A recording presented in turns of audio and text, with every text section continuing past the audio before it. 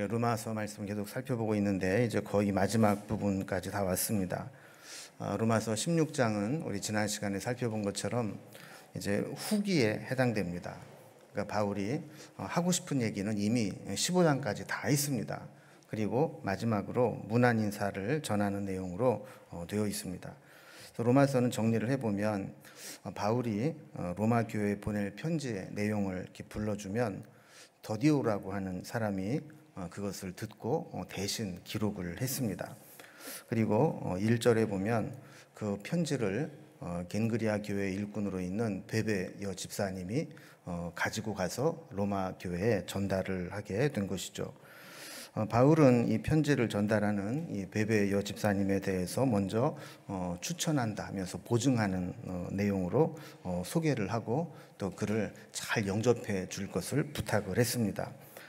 그리고 로마서라고 하는 긴 편지를 마무리하면서 바울이 로마 교회에 알고 있는 성도들을 한 사람 한 사람 거명을 하면서 안부를 물으며 문안을 전하는 겁니다. 우리 지난 시간에 첫 번째로 살펴본 사람이 브리스길라와 아굴라 부부에 대해서 문안하는 것을 살펴봤습니다. 이 두 부부는 사실 생각하면 할수록 참 귀한 부부입니다. 바울은 그 두 부부를 향해서 엄청난 칭찬을 했습니다. 우리는 바울이라고 하는 위대한 인물이 있었기 때문에 바울의 선교 사역이 이루어졌다라고 생각하기 쉽지만 사실 바울은 그를 도왔던 수많은 이 동역자들의 수고와 헌신을 잊지 않고 기억하고 있는 겁니다. 특히 브리스가와 아굴라 부부에 대해서는 3절에서는 그리스도 예수 안에서 나의 동역자들이다 이렇게 표현을 했습니다. 비록 사도고 평신도였지만 나의 동역자다 이렇게 표현을 한 부부였습니다. 또 4절에 보면 그들은 내 목숨을 위하여 자기들의 목까지도 내어놓았나니 그랬습니다. 그러니까 얼마나 바울을 귀하게 여겼으면 바울을 위해서는 자기의 목까지도 내어놓을 수 있는 정도로 귀한 관계를 맺었다는 겁니다. 또 바울뿐만 아니라 이방인의 모든 교회도 그에게 감사하느니라.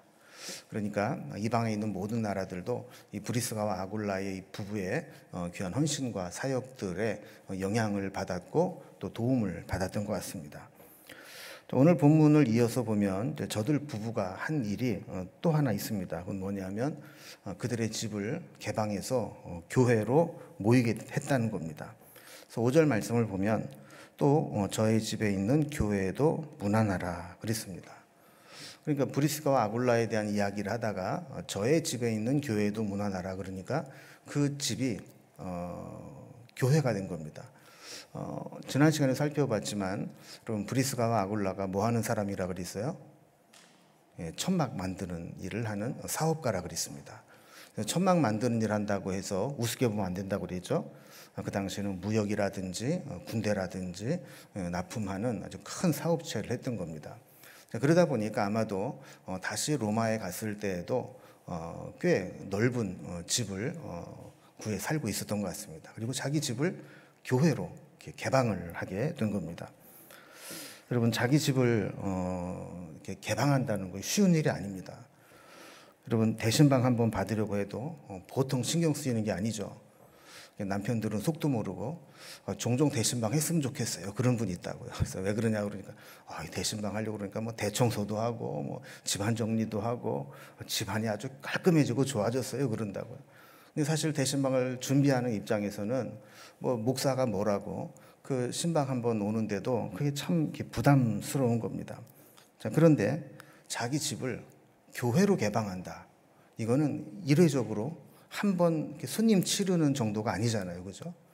교회로 개방한다는 얘기는 수시로 사람들이 교인들이 내 집에 들어와서 예배도 드리고 교제도 하고 성경도 읽고 또 기도도 하고 그러고 간다는 거예요.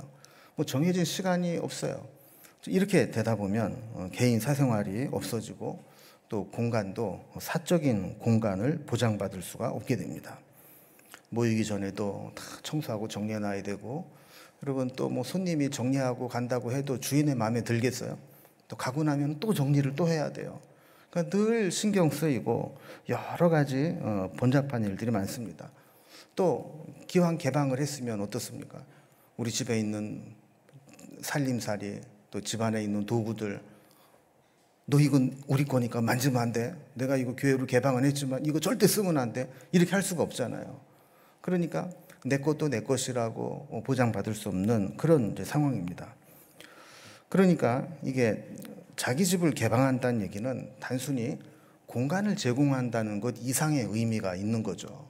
마음을 주고 그들과 함께 하겠다는 그 마음이 없으면 할 수 없는 일입니다. 특히 저는 요즘에 신방도 받기 힘들어하는 그런 가운데서 참 자기 집을 좀 개방해서 손님을 치르는 일들을 잘하는 그런 가정들이 좀 많이 있으면 좋겠다, 그런 생각을 합니다. 특히 뭐 새가족이라든지 또 열심히 수고하는 헌신하는 지체라든지 이런 분들을 집으로 초대해서 차도 한잔 마시고 간식도 나누고 때로는 뭐 라면도 같이 끓여 먹고 이런 일들이 사실 예전에는 좀 많이 있었는데 요즘에는 그런 일들이 많이 사라진 것 같아서 좀 안타까운 일이 있습니다. 사실 교제라는 것이 그냥 뭐 주의 사랑으로 사람이다 이게 찬양한다고 교제가 되는 게 아니잖아요. 어떤 사적인 공간에서 이렇게 마음을 열고 하는 것들이 참 중요한데 이런 일들이 좀 종종 일어나면 좋겠다 하는 생각이 듭니다. 그래서 집도 이건 뭐 내 앞으로 등기되는 거니까 내 집이다 이렇게 생각하기보다는 우리가 어떻게 하면 내게 주신 이 집이 주님께 쓰임 받을 수 있을까 하는 것들을 좀 고민하면 좋겠다 하는 생각도 듭니다. 자, 그래서 이렇게 브리스가와 아굴라의 사역에 대해서 소개를 했고, 자, 그 다음 5절에 보면 에베네도라는 사람에 대해서 이야기를 합니다. 에베네도를 뭐라고 표현했냐면 내가 사랑하는 에베네도다. 그리고 아시아에서 그리스도께 처음 맺은 열매니라. 이렇게 설명하는 것을 보게 됩니다. 자, 브리스가와 아굴라 부부 다음에 처음으로 소개한 사람이 에베네도라는 사람인데 이 사람은 바울이 사랑하는 자라 그랬어요. 그리고 아시아에서 처음 맺은 열매니라 그랬어요. 그 다음에 보면 또 그는 처음 예수를 믿고 복음을 받아들인 자였습니다. 여러분 우리가 정말 고생하면서 복음을 전했는데 이 결실이 안 되는 거예요. 얼마나 안타깝겠습니까? 그러다가 처음 예수 믿게 된 사람이 생기면 얼마나 마음이 애정이 가겠습니까? 이번에도 제가 안식월을 이렇게 다니면서 선교사님들 만나서 이렇게 교제를 좀 이렇게 해봤는데 참 이 선교지에서 한 명 전도한다는 게 정말 보통 힘든 일이 아니거든요. 그런데 가서 그렇게 몇 년 동안 고생하고 하다가 처음으로 예수를 믿고 제자로 잘 따라오는 사람을 보면 정말 딸보다 아들보다 더 귀하게 여겨진다라는 거예요. 그래서 어떤 자매는 보면 그 선교사님을 뭐 삼촌이라고 부르기도 하고 또 집에서 그냥 먹이기도 하고 막 이런 것들을 보게 됩니다. 그 에베네도 같은 경우가 바로 그런 거죠. 그런데 그가 어떤 연유에서인지 지금 로마 교회에 가서 일꾼이 되어 있다는 소식을 바울이 들은 겁니다. 그 로마서를 써서 보내면서 야, 지금 로마 교회에 에베네도가 있다고 하는데 그는 내가 정말 사랑하는 사람이고 그리고 내가 아시아에서 복음을 전하다가 처음 예수를 믿게 된 그 사람이다라고 소개를 하는 겁니다. 여러분 첫 열매가 맺혔다라고 하는 것은 앞으로도 계속해서 열매가 맺힌다는 거죠. 여러분 열매는 확률로 맺히는 게 아닙니다. 열매 맺는 나무는 계속 열매를 맺게 되고 열매를 못 맺는 나무는 세월이 흘러도 열매를 맺을 보장이 없습니다. 그런데 아시아에서 처음 열매가 맺혔다. 이 이야기는 앞으로도 그 속에서 계속 복음의 열매가 맺힐 것이라고 하는 이 기대를 갖게 하는 아주 귀한 사람이었다라는 거예요. 여러분 저는 우리가 한번 이 구절을 통해서 한번 고민을 좀 해보면 좋겠다 싶은 게 있습니다. 나는 복음에 어떤 열매를 맺고 있는가? 지금 나를 통해서 맺혀지고 있는 복음의 열매들은 어떤 것이 있는가? 그리고 열매들이 잘 익어가고 자라고 있는가 하는 것입니다. 여러분, 예수를 믿어도 내가 어떤 복음을 위해서 헌신하지 않으면 복음의 열매가 없어요. 주님이 원하시는 것은 우리가 단지 교회만 왔다 갔다 하는 게 아니라 이런 복음의 열매가 맺혀지는 것이라 이렇게 믿습니다. 그래서 그것이 사람이든 사역이든 나를 통해 주님께 헌신될 때 이런 복음의 열매들이 맺혀지고 자라게 되는 은혜가 있기를 주님의 이름으로 기원합니다.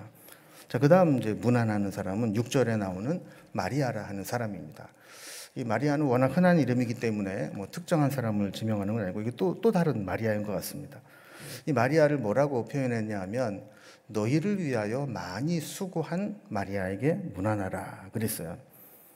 그 마리아를 바울이 직접 알았는지 몰랐는지는 모르겠어요. 그런데 바울이 소문을 들어 알고 있는 마리아는 어떤 사람이냐? 로마 교회에 가장 수고를 많이 한 사람. 로마 교회 일꾼 그러면 누구나 다 마리아 이렇게 인정을 할 정도로 참 수고하고 헌신한 사람이었다라는 겁니다. 그래서 너희를 위하여 많이 수고한 마리아라 소개하고 있어요. 여러분, 데살로니가전서 1장 3절에 보면 이 바울의 전매 특허인 믿음, 소망, 사랑이 있는데 바울이 믿음, 소망, 사랑을 이렇게 설명을 합니다. 너희의 믿음의 역사와 사랑의 수고와 소망의 인내를 끊임없이 기억함이니 그랬어요. 여러분, 믿음에는 뭐가 있어야 된다고요? 역사하는 게 있어야 된다는 거예요. 그럼 믿음이 있는 사람과 없는 사람과 아무런 차이가 없다. 이건 믿음이 살아있는 믿음이 아니잖아요. 그럼 우리가 믿음이 있다는 얘기는 뭔가 믿음의 역사가 막 일어나야 되는 겁니다. 또 사랑에는 뭐가 있어야 된다고요? 수고가 있어야 된다는 거예요. 사랑한다고 하고 아무런 수고도 없고 헌신도 없고 희생도 없다면 그거는 진짜 사랑이 아니라는 겁니다. 또 소망에는 뭐가 필요하다고요? 인내가 필요하다라는 겁니다. 그럼 소망은 내가 오늘 뭐 했으면 좋겠다라는 마음을 품었다고 오늘 저녁에 막 이루어지는 게 아니잖아요. 때로는 내가 품은 소망이 10년, 20년 지나고 나서야 이루어지는 경우도 있단 말이죠. 그래서 바울은 그래, 믿음의 역사가 있었다. 또 사랑의 수고가 있었다. 소망의 인내가 있었다. 그러면서 데살로니가 교회를 칭찬했거든요. 근데 여기 마리아는 사랑의 수고가 있었던 겁니다. 그래서 마리아의 수고로 인해서 이 로마 교회의 많은 교인들이 유익함을 얻을 수 있었다라는 겁니다. 여러분, 많은 사람들이 점점 교회에 와서도 대접을 받고 싶어 합니다. 누가 나를 안 알아주나? 누가 나를 대접해 주지 않나? 그런데 마리아는 수고가 있었다는 거예요. 사랑의 수고, 희생, 헌신. 그것으로 이 바울에게 인정받는 일꾼이었습니다.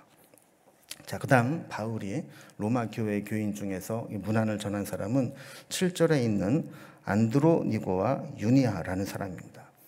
이 사람은 내 친척이요 나와 함께 갇혔던 자라 그랬어요. 그 바울의 친척이었다라는 겁니다. 그리고 함께 갇혔던 자였고 또 사도들에게 존중이 여겨지는 자였다. 그리고 바울보다 먼저 그리스도 안에 있는 자라. 바울보다 먼저 예수를 믿은 자라는 거죠. 자, 이런 것들을 보면 여러분, 이 안드로니고와 유니아는 바울의 친척이면서 바울보다 먼저 믿었다라는 것을 우리에게 시사하는 바가 큽니다. 여러분, 바울보다 먼저 회심하고 예수님을 만났어요. 그런데 자기 친척 중에 바울이라는 사람을 보니까 보통 망나니가 아닙니다. 예수 믿는 자들을 모조리 붙잡아다가 다 공회에 넘기고 자기가 하는 짓이 뭔지도 모르면서 공명심과 열심에 빠져서 열심히 핍박하는 데 앞장서고 있어요. 여러분, 이런 모습을 보면 먼저 믿은 입장에서 바울을 볼 때 얼마나 안타깝겠습니까? 아마 성경에 기록은 안 돼 있지만 이 두 사람이 어쩌면 바울을 위해서 엄청나게 많은 중보 기도를 했을 거예요. 하나님, 우리 친척 중에 바울이란 놈이 있는데 아직 예수님을 만나지 못해서 저렇게 천박지축으로 다니면서 믿는 자들을 붙잡아다 공회에 넘기고 또 핍박을 하고 교회를 지금 회방하고 있고 그런 삶을 살고 있는데 쟤도 예수님만 만나면 이렇게 변화되지 않겠습니까? 하면서 얼마나 많이 기도를 했고 얼마나 그를 위해서 노력을 했겠습니까? 여러분, 우리도 우리 주변에 보면 우리 친척 가운데 그런 사람이 있을 수 있습니다. 그럴 때 이렇게 안드로니고와 유니아처럼 그 사람을 위해서 열심히 기도하고 복음으로 인도할 때 그 사람이 변해서 사도 바울과 같이 위대한 사도가 됐다 그러면 그러면 얼마나 기쁘고 감격스러운 일이 되겠어요. 또 그들은 바울을 위해서 함께 옥에 갇혔던 자다 그랬어요. 그러니까 정말 그 바울이 변화돼서 사도가 되고 복음을 위해 사는 것을 보니까 이 사람들은 내가 함께 감옥에 갇혀도 나는 여한이 없다. 그래서 이 바울의 가장 든든한 믿음의 동역자가 되었고 감옥에까지 같이 붙잡혀갔던 그런 사람이라는 겁니다. 여러분, 우리에게도 혹시 이런 사람이 있다면 정말 주님께서 우리에게 그 사람을 위해서 기도하라 하는 사명을 주셨다라고 생각하고 우리 친척 가운데 그런 사람들을 위해서 우리가 더 많이 기도하고 변화시키는 은혜가 있기를 주님의 이름으로 기원합니다. 자, 그 다음 8절 말씀을 보면 암블리아라는 사람이 나오게 됩니다. 이 암블리아라는 사람에 대해서 바울이 뭐라고 했냐면 주 안에서 내 사랑하는 암블리아다 그랬어요. 근데 암블리아는 당시에 노예들에게 썼던 라틴어 이름 중에 하나였다고 합니다.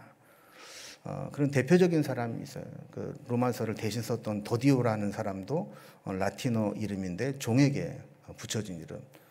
여러분, 우리가 일제강점기에 창씨 계명을 당했다 뭐 이런 얘기 들어보셨죠? 그럼 창씨라는 게 뭐예요? 창씨? 씨를 만들어냈다는 거예요. 그러니까 우리 이름을 일본식 이름으로 바꾸기는 했는데 일본의 성씨로 바꾸는 게 아니라 누가 보더라도 저거는 식민지 사람이다라는 걸 알 정도로 그런 새로운 씨를 새로운 성을 계명하도록 했다라는 게 창씨 계명입니다. 그러니까 그 당시에도 이 로마의 식민지 속에 있었던 나라들에게 이름을 지어줄 때 왕족이랑 똑같은 이름을 쓰면 안 되잖아요. 그러니까 종들에게는 종들의 가문의 이름을 지어줬습니다. 그 중에 하나가 이 암블리아라는 사람이고 또 더디오라는 이름도 종에게 붙여줬던 이름입니다. 그래서 더디오는 셋째라는 뜻이에요. 셋째. 그러니까 아마도 그 집안에 아마 첫째, 둘째, 셋째, 첫째 종, 둘째 종, 셋째 종 이렇게 불렀던 이름이었던 것 같아요. 그리고 이 암블리아 역시 그런 노예에게 쓰이는 그런 이름이었죠. 그런데 그가 지금은 내 사랑하는 암블리아다. 이 바울이 사랑하는 자다. 이렇게 표현을 할 정도로 바울의 마음에 있는 그런 사람이었습니다. 9절에 보면 우르바노와 스다구라는 사람이 나옵니다. 이 우르바노는 바울이 그리스도 안에서 우리의 동역자라 이렇게 표현을 했어요. 아까도 살펴봤지만 바울이 내 동역자다 이렇게 인정해 주는 것은 참 귀한 일입니다. 여러분, 동역자라는 게 뭐예요? 같은 일을 한다는 거잖아요. 또 같은 입장에서 일을 한다는 거잖아요. 그래서 바울이 그 위대한 사도 바울이 저 우르바노는 내 동역자야. 그리고 스다구는 나의 사랑하는 자야. 이렇게 표현을 하는 겁니다. 10절에서는 아벨레와 아리스토블로가 나옵니다. 아벨레는 유대인인데 바울의 동역자가 됐습니다. 그래서 아벨레에 대해서 그리스도 안에서 인정함을 받은 아벨레라 이렇게 이야기를 했어요. 여러분, 인정함을 받았다. 여러분, 사람이 좀 귀한 것 중에 하나가 인정받고 싶은 겁니다. 그래서 여러분 학생 때는 선생님께 막 선생님이 심부름을 시켜도 막 기쁘게 막 하잖아요. 왜 그래요? 선생님이 나를 인정해 주시는구나. 제 기억에 중학교 2학년 때인가 그런데 선생님이 저보고 나무라고 그러더라고요. 그래서 조마조마해서 뭘 잘못했나 그랬더니 글쎄 학생 시험 본 그 답안지를 저를 주면서 이 표에다가 그거를 표기를 하라는 거를 저를 시킨 거예요. 그래서 지금 생각하면 아니 왜 자기가 할 일을 왜 학생한테 시켜? 이런 마음이 들지만 그때는 막 선생님이 그 학생들 답안지하고 표를 막 갖다 주는데 너무 흥분이 되는 거예요. 야, 이거 선생님이 나한테 이런 거를 시키나? 나를 이 정도로 믿어주나? 막 이러면서 막 기뻤던 적이 있어요. 여러분, 우리가 사실 주님께 인정받는다. 주님이 나를 사랑해 주신다. 여러분, 이거는 정말 귀한 일입니다. 또 아리스토블로는 헤롯 가문의 사람이었습니다. 유대인들이 복음을 아주 싫어했죠. 배척하고 특히 헤롯 가문은 예수님을 죽이려고 했던 가문이고 또 자기의 왕권에 위험이 된다 그래서 예수님을 아주 배척했던 사람입니다. 그런데 그런 가문에서도 예수 믿는 자가 나오게 된 겁니다. 여기에서도 우리가 또 귀한 교훈을 하나 얻을 수 있죠. 우리는 보통 겉으로만 탁 판단을 하고 저 사람은 믿을 사람, 저 사람은 씨도 안 내킬 사람 이래가지고 탁 구분을 해서 포기하는 경우가 있습니다. 그런데 하나님이 하시는 일은 놀라워서 저 사람은 조금만 하면 넘어올 것 같은데 싶은 사람이 더 악랄하게 안 믿는 사람도 있고 저 사람은 정말 악질이야 막 싶은데 어느 순간에 그냥 확 돌아서는 사람도 있잖아요. 그러니까 이거 아무도 모르는 겁니다. 이게 헤롯의 가문에서도 이렇게 예수 믿는 사람들이 나오게 됐다는 거예요. 또 11절에 보면 헤로디온이라는 이름이 나옵니다. 근데 이름만 봐서는 헤롯 가문과 연관이 있어 보이는데 앞에 보면 내 친척이다 그랬어요. 그 바울의 친척인데 어쨌든 그 로마 교회의 교인으로 좀 가 있는 자가 있었던 겁니다. 또 나기수라는 사람도 있어요. 이 나기수의 가족은 클라우디오 황제 때 해방받은 유명한 노예로 알고 있는데 이 노예와 그의 해방받은 가문이 이제 로마 교회 교인이 된 겁니다. 또 12절에 보면 드루베나와 드루보사가 있어요. 둘 다 드루자로 시작이 되는데 이제 쌍둥이 자매라고 알려져 있습니다.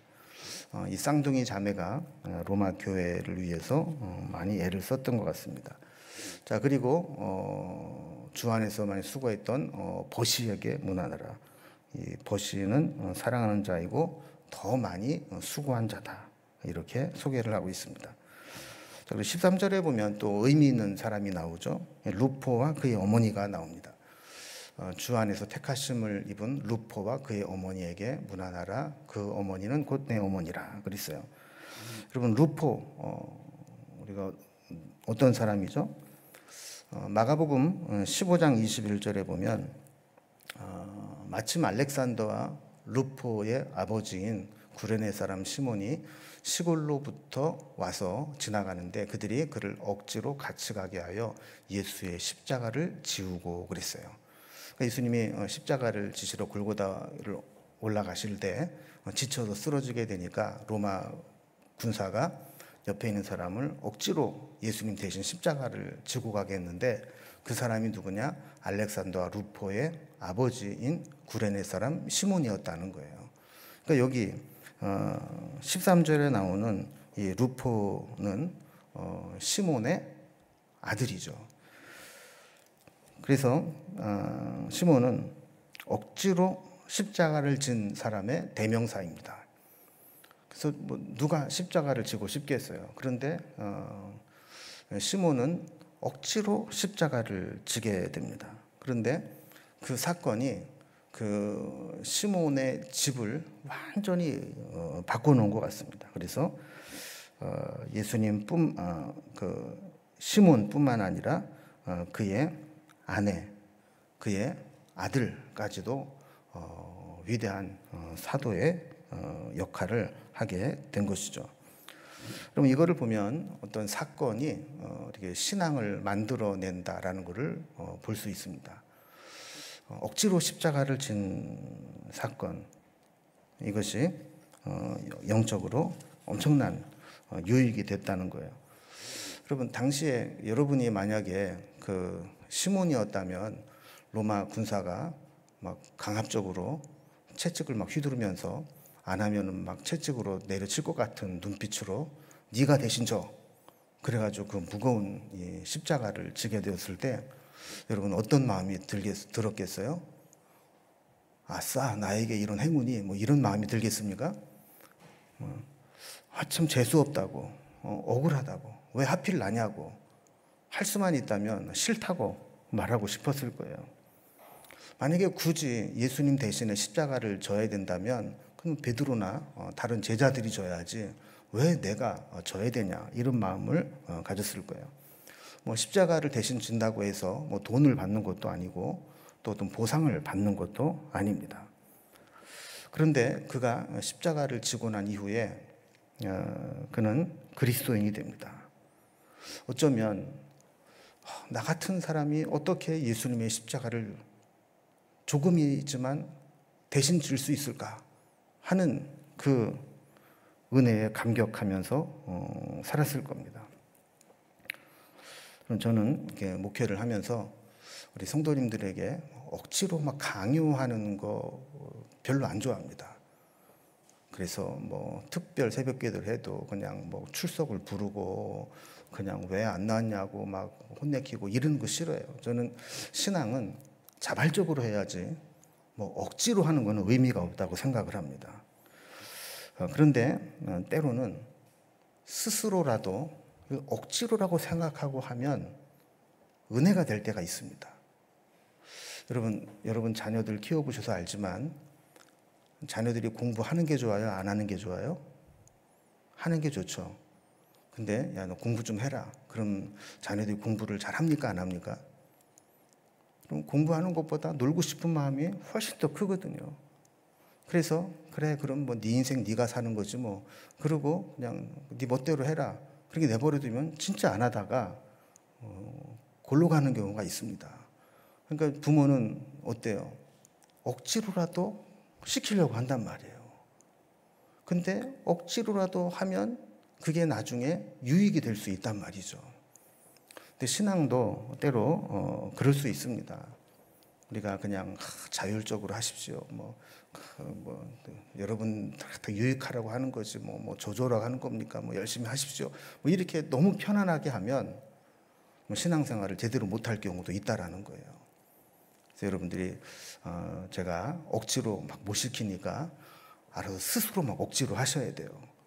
스스로 막 말씀도 열심히 듣고 내가 열심히 기도도 하고 내가 스스로 열심히 수고도 하고 이래야지 이런 마음을 품어야 되는 겁니다.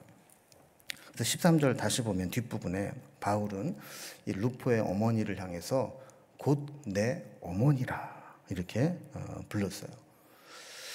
여러분 사도 바울이 어머니처럼 그렇게 여겼다라는 거예요. 그 이야기는 뭐냐면 이 루포의 어머니가 이 사도들을 어머니처럼 이렇게 돌봤다는 겁니다. 그래서 이 어머니같이 기도해주고 어머니같이 위로해주고 어머니같이 필요를 채워주고 어머니같이 사랑을 베풀어주는, 그래서 바울이 생각할 때 그 루포의 어머니를 생각하면 저분은 진짜 내 어머니랑 진배 없어. 내 어머니로 여기고 살았다라는 거예요. 저는 우리 교회도 우리 권사님들이 그런 어머니와 같은 분들이 많이 나오기를 바랍니다. 그래서 우리 청년들이 우리 권사님들의 사랑을 받고 권사님들의 위로를 받고 권사님들의 체험을 받고 이러면서 자라나서 내가 엄마가 집에 있기는 하지만 교회 오면 저분이 내 엄마 같아, 저분이 내 아빠 같아 이런 마음을 좀 갖고 살게 하면 참 좋겠다 하는 생각을 해봅니다. 자, 그다음에 14절입니다. 14절에 보면 여러 사람의 이름이 쭉 나옵니다. 아순그리도와 블레곤과 호메와 바드로바와 호마바 및 그와 함께 있는 형제들에게 문안하라. 또 15절에 보면 빌르로고와 율리아와 또 네레오와 그의 자매 올름바와 그와 함께 있는 모든 성도에게 문안하라 그랬어요. 여기 보면 두 종류의 사람이 나옵니다. 이름은 기억이 나서 이름을 불러주는 사람이 있고, 또 이름조차 생각이 안 나서 그와 함께 있는 형제에게, 그와 함께 있는 모든 성도에게 이렇게 기록되는 사람이 있습니다. 그럼 만약에 우리 주님이 우리 교회에 편지를 보내실 수 있어 편지를 보내시면서 이 교회 담임 목사인 손의석이와 또 부목사인 누구누구와 또 열심히 수고한 장로들 누구누구와 이렇게 쭉 하다가 이름을 다 불러주다가 여러분 계속 그렇게 하면 여러분도 주님은 나를 뭐라고 앞에 수식어를 붙이셨을까 이렇게 했는데 끝까지 이름이 안 불리고 및 그와 함께 있는 성도들에게 문안하라 이렇게 돼가지고 그냥 끝이 난다면 얼마나 좀 서운하겠어요, 그죠? 주님은 우리를 어떤 사람으로 기억하실까? 여러분, 사실 우리는 누구나 주님께 정말 소중한 사람으로, 중요한 사람으로, 훌륭한 사람으로, 좋은 사람으로 인정받고 싶지만, 그러나 주님의 평가는 어쩌면 냉정할 수 있습니다. 그때 주님 앞에 섰을 때 주님께서 정말 귀하게 여겨주는 그런 사람이 되면 좋겠습니다. 자, 이제 16장에 기록된 로마 교인들을 보면 참 귀한 신앙들이 있는데, 특히 저들의 공통점 중에 하나는 모두 그리스도 안에 있는 자였다라는 겁니다. 그럼 3절에 보면 브리스가와 아굴라도 그리스도 예수 안에서 나의 동역자들인, 그리스도 예수 안에서 그랬어요. 또 8절에도 보면 또 주 안에서 내 사랑하는 암블리아에게, 주 안에서 그랬어요. 또 9절에도 보면 그리스도 안에서 우리의 동역자인 우르바노와, 그리스도 안에서 그랬어요. 11절에도 마지막에 주 안에 있는 자들에게 문안하라. 또 주 안에서. 또 12절에서도 주 안에서 수고한 두루베나. 또 13절에 주 안에서 택하심을 입은 루포와. 이렇게 계속해서 보면 이 믿음의 사람들의 공통점은 주 안에 있었다라는 겁니다. 바울은 그 사람의 인물이 어땠다든가, 학식이 얼마나 높았다든가, 얼마나 가문이 좋았다든가, 돈이 많았다든가, 출세다든가 이런 얘기는 하나도 하지 않았어요. 그가 주 안에 있었는가, 이게 기본이었고, 주님을 위해서 얼마나 수고했는가, 얼마나 동역자가 되었는가, 얼마나 헌신했는가, 이런 일들을 이야기하고 있습니다. 여러분, 교회를 다녀도 주 안에 있는 자가 진짜 성도입니다. 여러분, 가짜는 아무리 숫자가 많아도 능력이 없습니다. 가짜는 세상을 변화시키지 못합니다. 우리가 이 바울이 로마 교회에 문안을 하면서 한 사람 한 사람을 기억하면서 그들의 헌신과 그들의 믿음을 드러냈던 것과 마찬가지로 우리도 그런 믿음이 있으면 좋겠습니다. 또 한 가지 바울이 문안하면서 언급한 사람 중에는 남녀노소 신부 귀천이 없습니다. 여자도 있었고 노예 출신도 있었고 심지어는 박해자였던 헤롯의 가문의 후손도 있었고 또 로마의 귀족 가문도 있었습니다. 16절에 보면 이들을 향해서 이렇게 마지막 문안을 전합니다. 너희가 거룩하게 입맞춤으로 서로 문안하라. 그리스도의 모든 교회가 다 너희에게 문안하느니라 그랬습니다. 이 문안하라 그러면서 거룩하게 입맞추라 그랬어요. 이 거룩한 입맞춤을 영어로는 홀리 키스라고 돼 있어요. 여러분, 우리는 문화가 키스하는 문화가 아니죠. 그래서 이거를 문자적으로 적용을 하면 우리나라에서는 큰 문제가 생길 수 있습니다. 제가 유럽 몇 군데 다녀왔다고 해가지고 예배 끝나고 나서 성도님들 나갈 때마다 일리 오시라고 그래서 막 볼에다가 막 뽀뽀하고 그러면 저 인간이 갑자기 미쳤나 이럴 거예요, 그죠? 그러니까 우리는 문화가 뭐 키스하는 그런 문화가 아닙니다. 근데 서양에는 이렇게 입을 맞추며 인사하는 문화가 있었고 또 유대에도 그런 문화가 있었습니다. 그래서 볼에 가벼운 키스를 하면서 친밀감을 나누는 거죠. 근데 바울은 이 입맞춤에 거룩하게라는 말을 표현을 했어요. 그럼 거룩하게 입맞춘다는 게 뭔가? 어떤 사람은 이거를 중보기도로 이해를 합니다. 그래서 입맞춤이라는 게 문자적으로 실제로 이렇게 키스를 해라 이런 게 아니라 마치 그 입이 이렇게 만나듯이 서로 이 사람은 이 사람을 위해서 거룩한 중보기도를 해주고 또 상대방은 또 그 사람을 위해서 또 거룩한 중보기도를 해주고 이게 거룩한 입맞춤이다. 여러분 우리가 입으로 할 수 있는 가장 귀한 것이 기도 아니겠습니까? 그래서 이 모일 때마다 서로를 위해서 축복하고 기도하고 하는 것처럼 귀한 게 없습니다. 지난주에 보니까 우리 청년들이 짝기도를 하더라고요. 예배 마치고 남아서 계속 기도하는 모습을 보면서 참 귀하다 그런 생각을 했는데 우리 어른들도 뭐 한번 해볼까 그런 생각이 들더라고요. 그래서 어른들도 예배 마치고 오늘은 다 그냥 가지 말라고 다 남으라고 그래가지고 옆에 사람과 짝기도 하자고 그래서 짝기도 하고 가면 또 그것도 은혜가 될 것 같다 하는 생각이 들었습니다. 그래서 거룩한 입맞춤은 이렇게 이제 짝기도다. 또 어떤 사람은 거룩한 입맞춤이 사랑의 교제다 그렇게 이야기를 했습니다. 또 축복의 언어다 그랬어요. 그래서 서로 교제할 때 축복의 언어를 서로 나누는 거죠. 그래서 말로 서로 당신을 축복합니다. 한 주간도 주 안에서 주님과 동행하기를 소망합니다. 하나님의 은총이 넘쳐나기를 소망합니다. 이런 이제 축복을 나누는 것 이런 것들이 거룩한 입맞춤이다. 이렇게 해석을 하기도 합니다. 어쨌든 교회는 세상과는 다른 교제의 방법이 있어야 된다는 거죠. 그게 거룩한 입맞춤으로 표현되는 중보기도가 되었든 축복의 언어가 되었든 사랑의 교제가 되었든 이렇게 서로 교제하라라는 겁니다. 자, 바라기는 오늘 이제 말씀을 정리하면서 여러분 우리도 서로 동역자가 되면 좋겠다 하는 겁니다.